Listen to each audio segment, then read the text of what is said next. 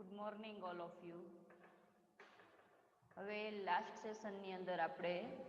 મૂડી માળખાને અસર કરતા જે પરિબળો છે, આંતરિક પરિબળો, તે અંતર્ગત આપણે ડિસ્કશન કરેલું. હવે આંતરિક પરિબળોની અંદર છે આ 7 મુદ્દાઓનો સમાવેશ થાય છે, તમને બધાને ખ્યાલ જ છે. હવે આજના સેશનમાં આપણે જે મૂડી માળખાને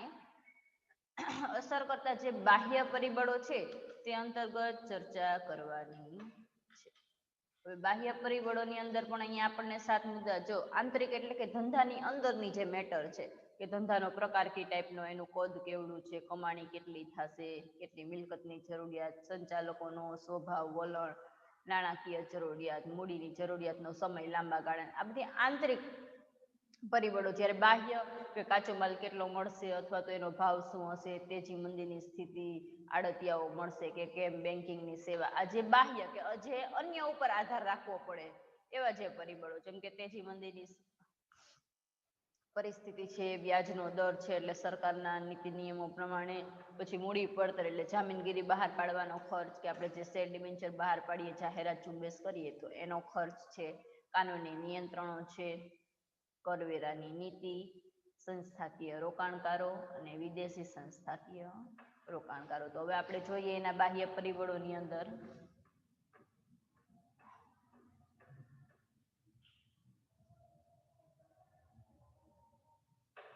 તો અહીંયા આપણને એના બાહ્ય પરિબળો છે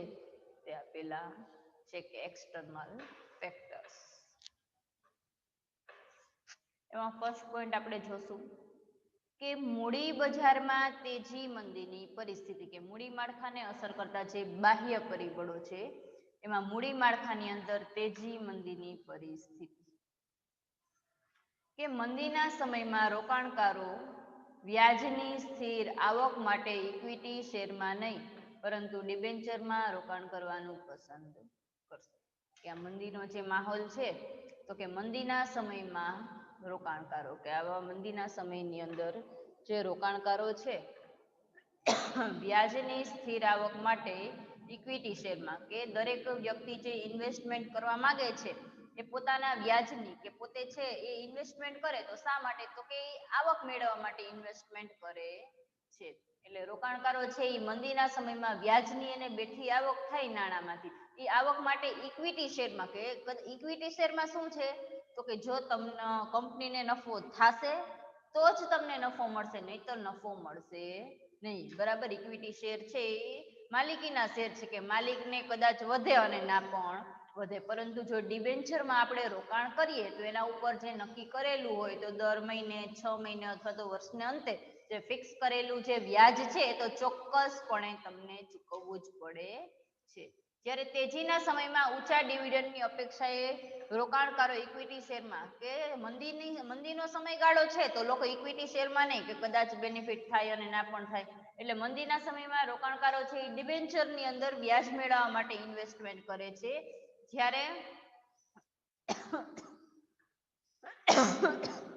જ્યારે તેજીનો સમયગાળો છે તો તેજીના સમયગાળાની અંદર કે ઇક્વિટી શેરમાં રોકાણ કરવાનું પસંદ કરશે, કે જે પણ નાણાંનું રોકાણ કરશે તો કેની અંદર, તો કે ઇક્વિટી શેરમાં રોકાણ કરવાનું એ પસંદ કરે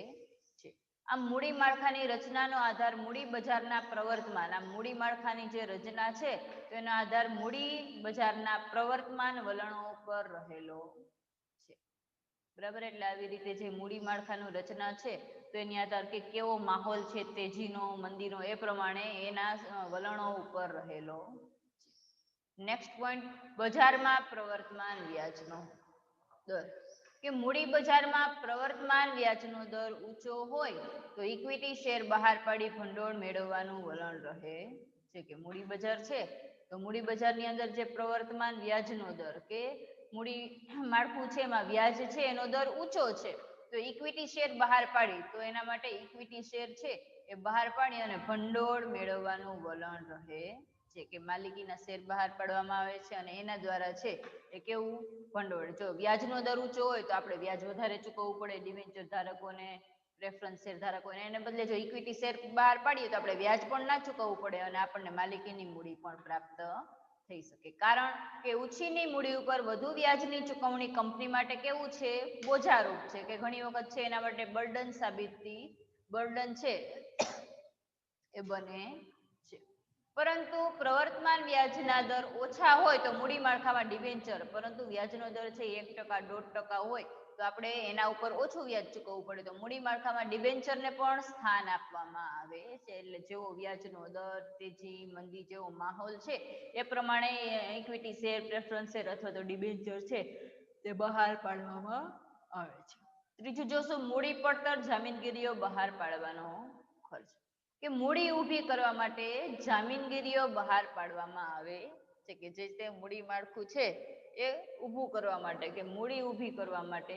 જામીનગીરીઓ, બરાબર, કે જામીનગીરીઓ બહાર પાડવામાં આવે, જેમ કે ઇક્વિટી શેરની અથવા પ્રેફરન્સની અથવા તો ડિબેન્ચરની.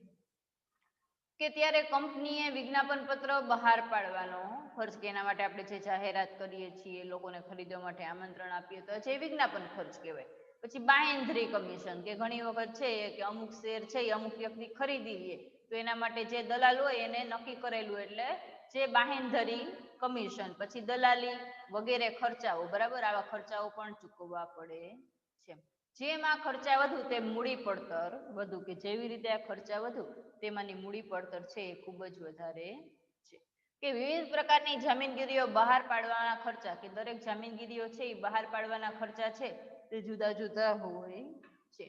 જો કે ડિબેન્ચર બહાર પાડવાનો ખર્ચ અન્ય જામીનગીરીઓ બહાર પાડવાની સરખામણીમાં કેવો હોય, ઓછો, કે અન્ય જે જામીનગીરી છે એના કરતા ડિબેન્ચર બહાર પાડવાનો ખર્ચ છે એ ઓછો હોય છે. એટલે ત્રીજો પોઈન્ટ ક્લિયર થયો, મૂડી પડતર અને જામીનગીરી બહાર પાડવાનો ખર્ચ. ધેન નેક્સ્ટ પોઈન્ટ જોશું આપણે, કાનૂની નિયંત્રણ, કે મૂડી માળખું પસંદ કરતી વખતે કાનૂની નિયંત્રણો પણ ધ્યાનમાં રાખવામાં આવે છે, કે આપણે જે મૂડીનું જે સ્ટ્રક્ચર પસંદ કરીએ છીએ તેના માટે જે કાનૂની નિયંત્રણો છે એને પણ ધ્યાનમાં રાખવામાં આવે છે. કે કંપની ધારા પ્રમાણે જામીનગીરીઓ બહાર પાડી મૂડી ભંડોળ મેળવતી કંપની, કે જે કંપની ધારા છે એ પ્રમાણે જામીનગીરીઓ બહાર પાડી, કે એ માટેની જે જામીનગીરી બહાર પાડી અને મૂડી ભંડોળ મેળવતી જે કંપની છે એને ઇક્વિટી શેર ફરજિયાત બહાર પાડવા પડે છે. આ ઉપરાંત સેબીના નિયમો, કે આ ઉપરાંત જે સેબી માટેના જે નિયમો છે, આરબીઆઈના નિયમો, કંપની ધારાની જોગવાઈઓને પણ ધ્યાનમાં લેવામાં આવે. કે સરકારના જે નીતિ નિયંત્રણો છે, મૂડીના નિયમો છે, કે ઇક્વિટી શેર ફરજિયાત બહાર પાડવા, બરાબર, કે આવી રીતે લોકો પાસેથી માલિકીની મૂડી મેળવી, અને સેબી, બરાબર, એટલે તમને ખ્યાલ જ છે કે આ જે શેર બજાર ઉપર જે નિયંત્રણ રાખતી જે સંસ્થા છે, કે security exchange board of India, આનાથી તમે વાકેફ જ છો. કે આરબીઆઈના નિયમો છે, કંપની ધારાની જોગવાઈઓને પણ ધ્યાનમાં લેવામાં આવે. એટલે ફોર્થ પોઈન્ટ થયો આપણો કાનૂની નિયંત્રણો, એન્ડ ફિફ્થ પોઈન્ટ જોશું આપણે કરવેરા નીતિ. હવે કરવેરા એટલે તમને બધાને ખ્યાલ જ છે કે જે ઇન્કમ ટેક્સ છે અથવા તો જે સેલિંગ ટેક્સ, પરચેસિંગ ટેક્સ, કે દરેક ઉપર જે આપણે ટેક્સીસ ચૂકવવા પડે છે. આપણે વ્હીકલ્સ છે જે તે રસ્તા ઉપર આપણે ચલાવીએ છીએ તો એનો આપણે જે ટેક્સ ચૂકવીએ છીએ, ટોલ નાકે, બરાબર, કે ટોલ ટેક્સ, આવી રીતે કે જે તે વસ્તુના વપરાશ બદલ, કેમ કે ટોલ ટેક્સ શા માટે ચૂકવીએ, તો કે રસ્તો છે બનાવવાની અંદર છે, બાંધકામની અંદર ઘણો બધો ખર્ચો થાય છે, અને આવી રીતે જો એ વ્હીકલ્સ પાસેથી ટેક્સ ઉઘરાવવામાં આવે તો એનો જે ખર્ચો છે એમાંથી આપણે કાઢી શકીએ અને અન્ય ફેસિલિટીઝ છે એ લોકોને આપી શકીએ. કરવેરાનું પ્રમાણ ઊંચું હોય તો કંપની ડિબેન્ચર બહાર પાડી મૂડી ભંડોળ મેળવવાનું વલણ રાખે છે, કે જે તે કરવેરા છે એનું પ્રમાણ કેવું હોય, ઊંચું હોય, તો કંપની ડિબેન્ચર બહાર પાડી અને વધારે મૂડી ભંડોળ મેળવવાનું વલણ રાખે. તેથી ડિબેન્ચર પર ચૂકવેલ વ્યાજની રકમ કરવેરાના હેતુ માટે, કે જે ડિબેન્ચર ઉપર ચૂકવેલ વ્યાજની રકમ છે એ કરવેરાના હેતુ માટે આવકમાંથી કપાત તરીકે મજરે મેળવી શકાય. કે જે કરવેરા છે એનું પ્રમાણ ઊંચું છે તો કંપની ડિબેન્ચર બહાર પાડી અને વધારે મૂડી ભંડોળ મેળવવાનું વલણ રાખે છે, કે કરવેરાનું કે જે ટેક્સ છે એ વધારે ભરવા પડતા હોય તો વધારે મૂડીની પણ જરૂરિયાત પડે. તેથી ડિબેન્ચર પર ચૂકવેલ વ્યાજની રકમ કરવેરાના હેતુ માટે, પરંતુ જો આમાં શું કીધું કે તમને કરવેરા શેમાંથી બાકાત મળે, તો કે ડિબેન્ચર ઉપર આપણે જે વ્યાજ ચૂકવીએ છીએ જે તે ડિબેન્ચર ધારકોને, તો એ આવકમાંથી એને કપાત તરીકે મજરે, એટલે કે એનો જે વ્યાજ છે એમાંથી આપણે સરકારને આ જે કરવેરા છે એ ચૂકવવા પડતા નથી, મજરે મળે છે એટલે, બરાબર. આ જ પ્રમાણે ડિવિડન્ડની આવક કે ડિવિડન્ડની આવક છે અથવા તો વ્યાજની આવક છે એ કરમુક્ત, કે આપણે જે ટેક્સ ચૂકવીએ છીએ લોકોને તો એ કરમુક્ત હોય છે. તેથી ડિવિડન્ડની આવક પર નીચા દરે કર વસૂલાતો હોય તે સ્વાભાવિક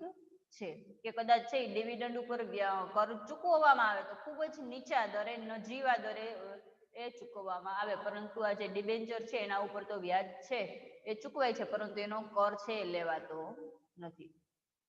સ્વાભાવિક છે તે રોકાણકારોમાં ઇક્વિટી શેર છે એ વધુ લોકપ્રિય બને છે, કે રોકાણકારો જો ઇન્વેસ્ટમેન્ટ કરવા માંગતા હોય તો વધુમાં વધુ ઇક્વિટી શેર ઉપર છે એ રોકાણ કરે છે. કે શા માટે? કે એના ઉપર આપણે વ્યાજ ચૂકવવું પડતું નથી, કોઈ પણ પ્રકારનો ટેક્સ ચૂકવવો પડતો નથી કંપનીના ઓનર્સે. તેની છઠ્ઠો પોઈન્ટ જોશું આપણે, સંસ્થાકીય રોકાણકારો, કે વીમા કંપનીઓ છે, બેંકો છે, રાજ્ય અને કેન્દ્ર સરકારની નાણાકીય સંસ્થાઓ, કે જે તે વીમા કંપની, બેંક, રાજ્ય અને કેન્દ્ર સરકારની નાણાકીય સંસ્થાઓ વગેરે તેમના સ્થાપિત નિયમો અને શરતોને આધીન, કે એના જે નિયમો બનાવ્યા છે અથવા તો જે શરતો છે એને ધ્યાનમાં રાખી અને કંપનીઓના શેર અને ડિબેન્ચરમાં, કે કંપનીના શેર છે અથવા તો ડિબેન્ચર છે તો એની અંદર એ પોતે રોકાણ કરે. કે મૂડી માળખાની રચના કરતી વખતે, તે મૂડી માળખાની રચનામાં ફેરફાર કરતી વખતે બધી સંસ્થાઓના વલણો, કે મૂડી માળખાની અંદર આપણે ઇક્વિટી શેરમાં ઘટાડો કરીએ અથવા તો પ્રેફરન્સ શેરમાં વધારો કરીએ, તો તમામ માળખું છે એ બનાવતી વખતે અનેક શરતોની વિચારણા કરવામાં આવે છે. એટલે પછી જોશું આપણે 7મો પોઈન્ટ આપ્યો છે આપણને, વિદેશી સંસ્થાકીય રોકાણકારો, કે વિદેશી રોકાણકાર સંસ્થા એક એવી સંસ્થા છે કે જેની સ્થાપના અને નોંધણી ભારત બહાર થઈ હોય, કે જે FDI કે ફોરેન ડાયરેક્ટ ઇન્વેસ્ટમેન્ટ હોય, કે વિદેશી રોકાણકાર સંસ્થા એક એવી સંસ્થા છે જેની સ્થાપના અને નોંધણી ભારતમાં ના હોય પરંતુ અન્ય કન્ટ્રીમાં હોય, જેનો ઉદ્દેશ શું છે તો કે અન્ય, જેમ કે આ ડોમિનોઝ છે, લાપિનોઝ છે, કે એની નોંધણી અહીંયા નથી થઈ, અહીંયાની નથી, છતાં પણ ભારતના પ્રાથમિક અને ગૌણ બજારમાં નિયત કરેલી જામીનગીરીઓમાં રોકાણ કરવાનો હોય છે, કે અન્ય કન્ટ્રીમાં છે છતાં પણ એનો પ્રાથમિક ઉદ્દેશ અથવા તો ગૌણ ઉદ્દેશ છે એ બજારમાં નિયત કરેલી જામીનગીરીઓમાં, કે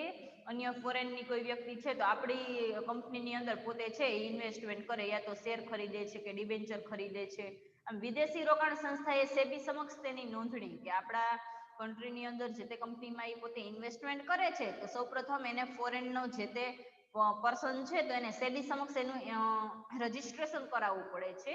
આવી સંસ્થાઓને ભારતીય કંપનીના શેર, ડિબેન્ચર, કે જે સેબી સમક્ષ પોતે રજીસ્ટ્રેશન કરે છે એ જ લોકોને શેર, ડિબેન્ચર ખરીદવાની મંજૂરી આપવામાં આવે છે. ઘણી વખત એવું થાય કે કદાચ 1 કરોડનું ઇન્વેસ્ટમેન્ટ કર્યું ને એની અંદર છે એ 70 લાખ છે એ ફોરેનની વ્યક્તિએ રોકેલા છે અને એને સેબી સમક્ષ છે ઇન્વેસ્ટમેન્ટ કર્યું નથી, તો આવી રીતે 4-5 કંપનીની અંદર છે એ 75% ફોરેનની કોઈ વ્યક્તિએ ઇન્વેસ્ટમેન્ટ કર્યું હોય ને કદાચ છે એ બધું ઇન્વેસ્ટમેન્ટ એકસાથે ખેંચી લેશે તો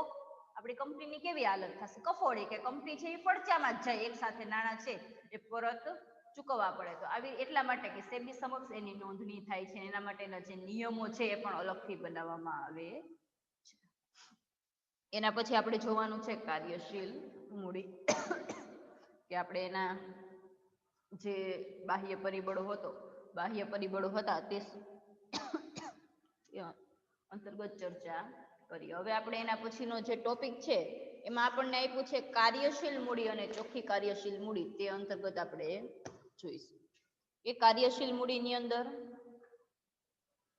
હવે લગભગ છે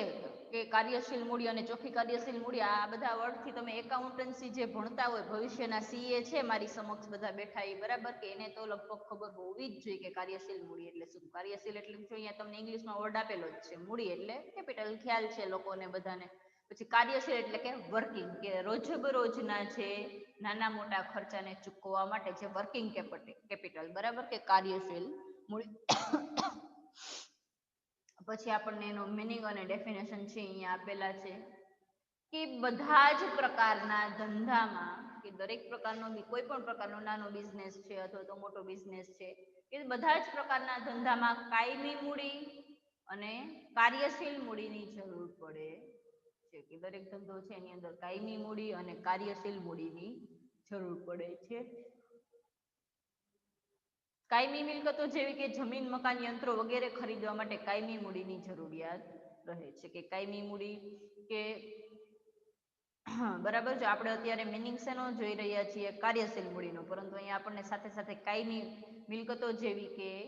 જમીન, મકાન, યંત્રો વગેરે ખરીદવા માટે કેવી કાયમી મૂડી કે જેની અંદર છે કે આ જમીન, મકાન ને યંત્રો છે એ આપણી કાયમી મિલકત છે કે જલ્દીથી કે આજે ખરીદીને કાલ વેચી નાખી અથવા તો 1 મહિનામાં વેચી નાખી એવું નથી કે એની અંદર છે આપણા નાણાંનું વધારે વર્ષો સુધી રોકાણ થયેલું રહે છે. જ્યારે કાર્યશીલ મૂડી જેનો આપણે ડેફિનેશન જે કે અર્થ જે આપણે શીખવાના છીએ કે જેવો કે કાચો માલ એટલે કે રો મટીરિયલ્સ છે, જે દેવાદારો છે, લેણી હુંડી છે વગેરેની અંદર જે આપણે નાણું રોકાયેલું રહે છે કે કાર્યશીલ મૂડી ધંધામાં સતત રીતે ચક્રાકાર ફરતી રહે છે કે કાર્યશીલ મૂડી છે એ ધંધાની અંદર સતત ને સતત ગોળ ચક્રાકાર ફરતી રહે છે.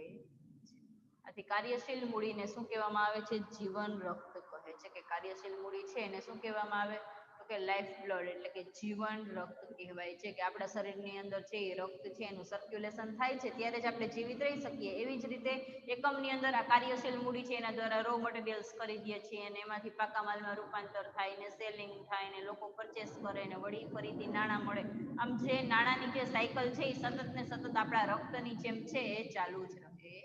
છે. એટલે આપણે જોયું કાર્યશીલ મૂડી, કાયમી મૂડી બંનેના અર્થમાં જોવાઈ ગયા. હવે આપણને અહીંયા એની ડેફિનેશન આપેલી છે કે લિંકન અને ડોરિસ સ્ટેવન્સના જણાવ્યા મુજબ કે લિંકન, ડોરિસ અને સ્ટેવન્સ જે ચિંતકો છે કે એના જણાવ્યા મુજબ ચાલુ મિલકતોનો ચાલુ જવાબદારીઓનો ઉપરનો વધારો કે એના જણાવ્યા મુજબ આપણને શું આપેલી છે માહિતી કે જે ચાલુ મિલકતોનો ચાલુ જવાબદારી ઉપરનો વધારો એટલે કે કાર્યશીલ મૂડી કે આપણી જે ચાલુ મિલકતો છે બરાબર કે ચાલુ મિલકતો છે એનો ચાલુ જવાબદારીઓ ઉપરનો વધારો એટલે કાર્યશીલ મૂડી કે આપણી જે મિલકતો છે ચાલુ મિલકતો એ તો આપણને બધાને ખબર જ છે. હવે ચાલુ જવાબદારીઓ બરાબર કે રો મટીરિયલ્સ અથવા તો જે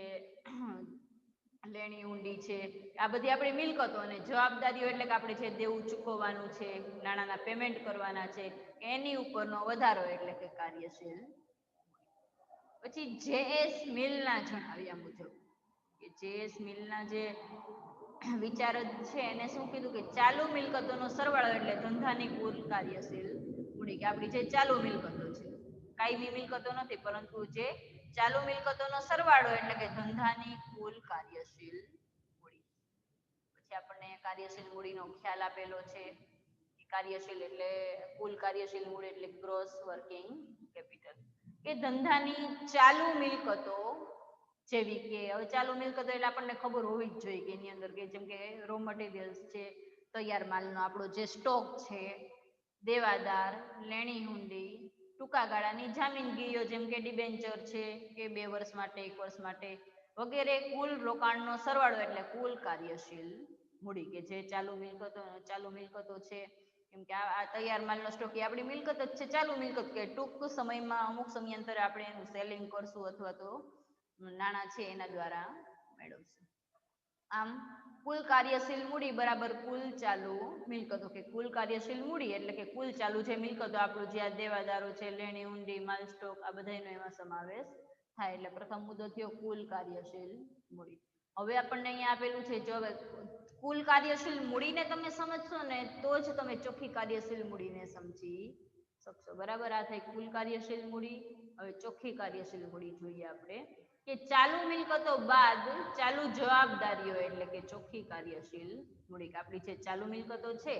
એને બાદ કરતા જે ચાલુ જવાબદારીઓ કે 1 કરોડ નાણાંનું ઇન્વેસ્ટમેન્ટ કર્યું એમાંથી આ ચાલુ મિલકતો આપણે જે આગળ દેવાદાર કે માલ સ્ટોક ને કાચા માલના નીચે બાદ કરીએ અને જે જવાબદારીઓ એટલે ચોખ્ખી કાર્યશીલ મૂડી. બરાબર ચોખ્ખી કાર્યશીલ મૂડીનું આપણને અહીંયા સૂત્ર આપેલું છે કે ચોખ્ખી કાર્યશીલ મૂડી એટલે કે ચાલુ મિલકતો માઇનસ ચાલુ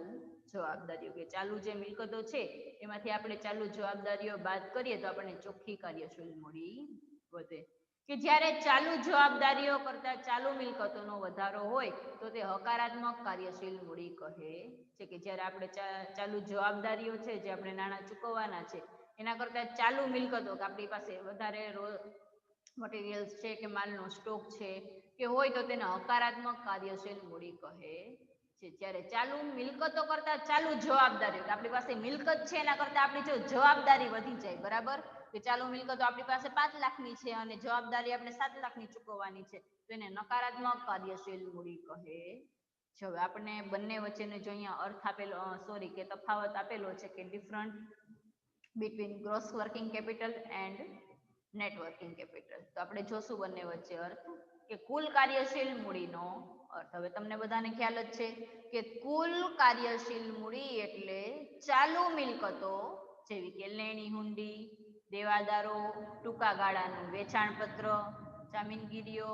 કે બેંક સિલક, રોકડ, તૈયાર માલનો સ્ટોક, રો મટીરિયલ્સ કે બધાનો સમાવેશ કેમાં થાય, તો કે કુલ કાર્યશીલ મૂડીની અંદર.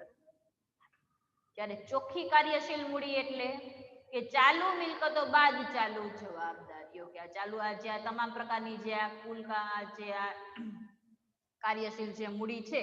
એ કુલ કાર્યશીલ મૂડીને આપણે શેમાંથી, તો કે ચોખ્ખી કાર્યશીલ મૂડીમાંથી આપણે છે આ ચાલુ મિલકતોને બાદ કરીએ તો બાદ આપણને જે વધે છે તો એને શું કહેવાય, ચાલુ જવાબદારીઓ કહેવાય. એટલે પ્રથમ પોઈન્ટ આપણો ક્લિયર થયો. ત્યારબાદ જોશું કે આપણે તરલતાની સ્થિતિ, કે કુલ કાર્યશીલ મૂડી છે એ કંપનીની તરલતાની સ્થિતિ છે એ દર્શાવે કે આ જે કુલ કાર્યશીલ મૂડી છે એના દ્વારા કંપની છે એ સદ્ધર છે કે ફડચામાં ગઈ એ દર્શાવતી નથી, પરંતુ ચોખ્ખી કાર્યશીલ મૂડી દ્વારા આપણે એની તરલતાની જાણકારી મેળવી શકીએ છીએ. કેમ કે કંપનીનું દેવું કેટલું છે આપણને આના દ્વારા ખ્યાલ આવી જાય કે 1 કરોડ ઇન્વેસ્ટમેન્ટ કર્યું તો એમાં કુલ કાર્યશીલ મૂડી 30 લાખની છે. પછી ચોખ્ખી કાર્યશીલ મૂડીની અંદર આપણે જોઈ શકીએ કે ચોખ્ખી કાર્યશીલ મૂડીની અંદર છે એ કે ટોટલ 1 કરોડમાંથી 30 લાખ છે એ કુલ કાર્યશીલ મૂડી છે. તો ચોખ્ખી કાર્યશીલ મૂડી પાછળની કેટલી 70 લાખ છે એના દ્વારા આપણે માહિતી મેળવી શકીએ છીએ. પછી નાણાકીય સ્થિતિ અને માપદંડ, કે કંપનીની સાચી નાણાકીય પરિસ્થિતિનો, કે આના દ્વારા કે કુલ કાર્યશીલ મૂડી આપણે 30 લાખની છે એટલે આપણે એના દ્વારા કહીએ કે કંપની છે એ કેવી ચાલે છે, આર્થિક રીતે સદ્ધર છે, એનો ખ્યાલ આપણને આના દ્વારા મળી શકતો નથી. જ્યારે ચોખ્ખી કાર્યશીલ મૂડી દ્વારા કે તમામ દેવા બાદ કરતા જે ચોખ્ખી મિલકત વધે તો એના દ્વારા સાચી નાણાકીય પરિસ્થિતિનો ખ્યાલ આવે છે. કદાચ આપણે માલ સ્ટોક ને તૈયાર માલ સ્ટોક ને રો મટીરિયલ્સ એ બધું જાણીને 30 લાખ થાય છે, પરંતુ એ 30 લાખને બાદ કરતા હજી 20 લાખની લોન છે, બરાબર, અથવા તો કોઈ પાસેથી ઊંચી ઉધારણ લે, તો તમામ પ્રકારના દેવા છે એ ચોખ્ખી કાર્યશીલ મૂડીમાંથી બાદ કરતા અને જે માલિકીની મૂડી વધે તો કે કુલ કાર્યશીલ મૂડી છે એ બાદ કરતા જે ચોખ્ખી માલિકીની મૂડી વધે તો એને કાર્યશીલ મૂડી કહેવાય. પછી જોશું આપણે ચોથો મુદ્દો આપેલો છે કે ચાલુ જવાબદારીમાં વધારો કુલ કાર્યશીલ મૂડીમાં વધારો કરે છે. કે આપણી જે જવાબદારી છે કે ડિબેન્ચરની, શેર ધારકોની, એ જવાબદારી જેમ જેમ વધતી જાય એમ એમાં કાર્યશીલ મૂડી છે એમાં શું થાય, વધારો થતો જાય, કે એનો સમાવેશ કાર્યશીલ મૂડીમાં થાય, જેમ કે આપણે અહીંયા જોઈ શકીએ છીએ. ધેન નેક્સ્ટ જોશું આપણે કે ચોખ્ખી કાર્યશીલ મૂડી, કે ચાલુ જવાબદારીમાં વધારો, કે જે આપણી ચાલુ જવાબદારીઓ છે એમાં વધારો ચોખ્ખી કાર્યશીલ મૂડીમાં વધારો કરતું નથી. જવાબદારીમાં વધારો થાય એટલે શું, કાર્યશીલ મૂડીમાં વધારો થાય. જેમ કે આપણે ઉછીના 5 લાખ રૂપિયા મેળવ્યા ડિબેન્ચર દ્વારા એટલે હું આપણી ચોખ્ખી કાર્યશીલ મૂડીમાં વધારો થયો નહીં, એ આપણા શેમાં, કુલ કાર્યશીલ, આપણે એને ચૂકવવાના છે, ભવિષ્યનું આપણું દેવું છે. જવાબદારીમાં વધારો થાય છે પરંતુ ચોખ્ખી કાર્યશીલ મૂડીમાં વધારો કરતો. ઇક્વિટી શેર ધારકો હોય એ પોતે છે એ નાણાંનું ઇન્વેસ્ટમેન્ટ કરે તો આપણી ચોખ્ખી કાર્યશીલ મૂડીમાં વધારો થાય. પછી આપણને અહીંયા નીચે આપેલું છે કે કાર્યશીલ મૂડીની લાક્ષણિકતાઓ, છે કે જે કાર્યશીલ મૂડી છે એની લાક્ષણિકતાઓ આપણને અહીંયા 8 મુદ્દા આપેલા છે. તો આપણે જોઈએ કે ટૂંકા ગાળાની મૂડી, કે કાર્યશીલ મૂડી એટલે તમને બધાને ખ્યાલ જ છે, જો અહીંયા જોતું જવાનું ના સમજાય કે કાર્યશીલ મૂડી કે દેવાદારો, ટૂંકા ગાળાના વેચાણ પત્રો, જામીનગીરી, બેંક, બરાબર, આ બધાનો સમાવેશ થાય. કે કાર્યશીલ મૂડી છે એ ટૂંકા ગાળાની મૂડી છે, કે એમાંથી છે અમુક સમયાંતર રો મટીરિયલ્સ ખરીદ્યું ને પાકા માલમાં રૂપાંતર કર્યું, બરાબર, જે તે જગ્યાએ માલ સ્ટોક પહોંચાડ્યો, એટલે ટૂંકા ગાળામાં છે એ મૂડી છે એ વપરાતી હોય છે. પછી ચાલુ મિલકતોમાં રોકાણ, કે આ કાર્યશીલ મૂડીમાં જેમ કે દેવાદારો છે, લેણી હુંડી, ટૂંકા ગાળાની જામીનગીરીઓનો ચાલુ મિલકતોમાં સમાવેશ થાય છે. કે આ તમામ ને અમુક સમયાંતરે ટૂંકા ગાળામાં આપણે ચૂકવવાનું હોય છે, એના ઉપર વ્યાજ પણ ચૂકવવાનું હોય છે, જેથી ચાલુ મિલકતોમાં રોકાણ. ધેન થર્ડ પોઈન્ટ જોશું આપણે તરલતા. તરલતા એ કાર્યશીલ મૂડીનું પાયાનું લક્ષણ છે કે તરલતા એ શું છે તો કે આપણી જે કાર્યશીલ મૂડી છે એનું પાયાનું લક્ષણ છે. બધી જ ચાલુ મિલકતો જેમાં કાર્યશીલ મૂડી રોકાયેલી છે તેનું સરળતાથી રોકડમાં રૂપાંતર થાય છે કે બધી જ ચાલુ મિલકતો આપણી જે તમામ પ્રકારની ચાલુ મિલકતો છે જેમાં કાર્યશીલ મૂડી રોકાયેલી છે તેનું સરળતાથી રોકડમાં કે તમામ ચાલુ મિલકતો આપણે જોયું આગળ બરાબર. ચાલુ મિલકતોની અંદર શેનો સમાવેશ થાય કે આજે આ દેવાદારો ટૂંકા ગાળાના વેચાણ પત્ર રેકોર્ડ બેંક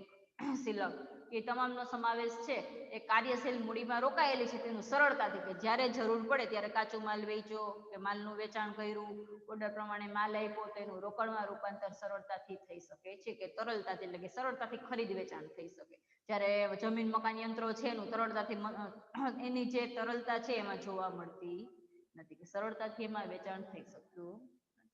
કે ઓછું વેચાણ. કાર્યશીલ મૂડી ધંધામાં ફરતી ટૂંકા ગાળા માટેની અને સરળતાથી કે આ જે કાર્યશીલ મૂડી છે એ ધંધાની અંદર સતત ને સતત આપણા શરીરમાં જેમ રક્ત છે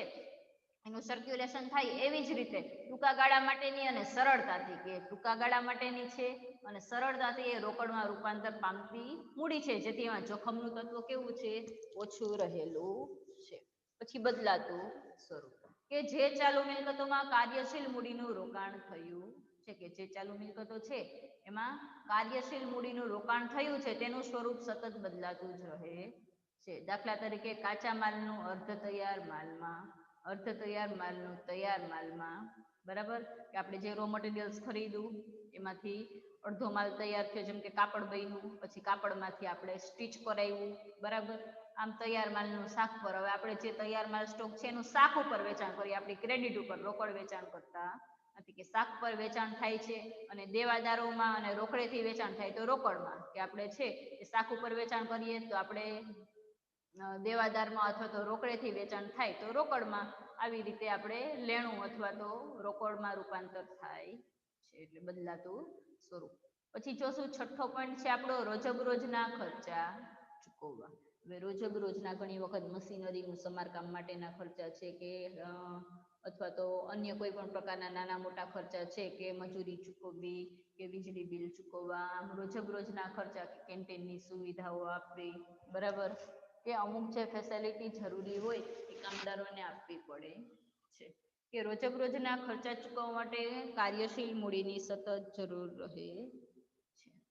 પછી ઘસારો નહીં કે ધંધામાં ફરતી મૂડી અને તેનું સ્વરૂપ સતત બદલાતું હોવાથી ઘસારો ગણાતો નથી કે ધંધાની અંદર જે ફરતી મૂડી છે અને તેનું સ્વરૂપ કે જે ફરતી મૂડી કે સતત ને સતત ફરતી રહે છે અને તેનું સ્વરૂપ સતત બદલાતું હોવાથી ઘસારો ગણાતો નથી કે એના ઉપર ઘસારો લાગતો નથી.